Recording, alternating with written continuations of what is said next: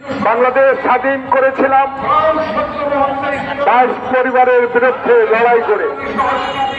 বাংলাদেশের স্বাধীনতা অর্জন করেছিলাম পাকিস্তান থেকে রেহাই পাওয়ার জন্য। বাংলাদেশের স্বাধীনতা অর্জন করেছিলাম আমার ভোট আমি দিব, আমি সুখে থাকব, কোন বৈষম্য থাকবে না, সকল মানুষের অধিকার প্রতিষ্ঠা হবে, গণতন্ত্রকে সমুন্নত রেখে বাংলাদেশের সংবিধানকে সমুন্নত রেখে এমন একটি দেশ গড়ব, সেই দেশ সারা পৃথিবীতে মাথা উঁচু করে দাঁড়াতে পারবে। কিছু বন্ধুগণ, আওয়ামী লীগের 16 বছরের ইতিহাসে বাংলাদেশে যে কলঙ্ক সৃষ্টি করেছে, বাংলাদেশে 16 বছরের ইতিহাস সৃষ্টি করেছে, সকল ক্ষেত্রে বিশ্বের দরবারে বাংলাদেশের মাথা উঁচু করে দাঁড়াবার সেই সুযোগটুকু নষ্ট করেছে আজকের শেখ হাসিনা।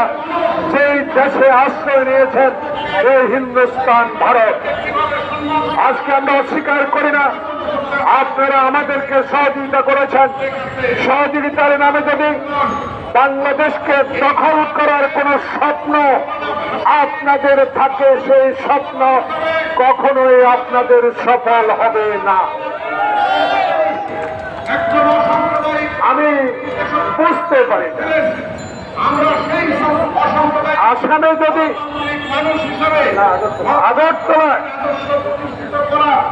আমার হাই কমিশনারে ভাঙচুর করে বাংলাদেশের মানুষের প্রতি যে অসম্মান করেছেন, পশ্চিমবঙ্গের মুখ্যমন্ত্রী আপনার কথাবার্তায় বাংলাদেশের মানুষকে যে হেয় প্রতিপন্ন করেছেন, বাংলাদেশে যে আজকে আপনি মুসলিম হিন্দুর দাঙ্গা লাগাবার একটা প্রক্রিয়া শুরু করেছেন, আমি মনে করি জনগণ বাংলাদেশের মনে করে যদি শেখ হাসিনা 5 আগস্টের পর এই মোদের পদতলে আশ্রয় না নিত, তাহলে আজকে এই ঘটনাগুলা ঘটত না।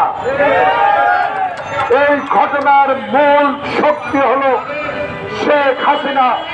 বাংলাদেশে এই সরকারকে অস্থিতিশীল করার জন্য বাংলাদেশের গণতন্ত্র ব্যবস্থাকে শেখ হাসিনা যেভাবে ধ্বংস করে দিয়েছিল, আবার যখন ছাত্র জনতার আন্দোলনে রক্ত দেওয়ার আন্দোলনে যখন বাংলাদেশে এমন একটি সরকার প্রতিষ্ঠিত হয়েছে, সেই সরকার একটি নির্বাচন দিয়ে বাংলাদেশের জনগণের প্রত্যাশা পূরণ করবে, তখনই সেই মুহূর্তে আজকে বাংলাদেশে একটি চিন্ময়ের নামে যে বাংলাদেশের স্বাধীনতা বিশ্বাস করে না, যে বাংলাদেশে হিন্দু মুসলিম দাঙ্গা সৃষ্টির খলনায়ক, তার পক্ষ অবলম্বন করে বাংলাদেশের মানুষের প্রতি আপনি যেইভাবে আচরণ করছেন স্বাধীন দেশ হিসাবে, সেটা আপনার করা উচিত ছিল না।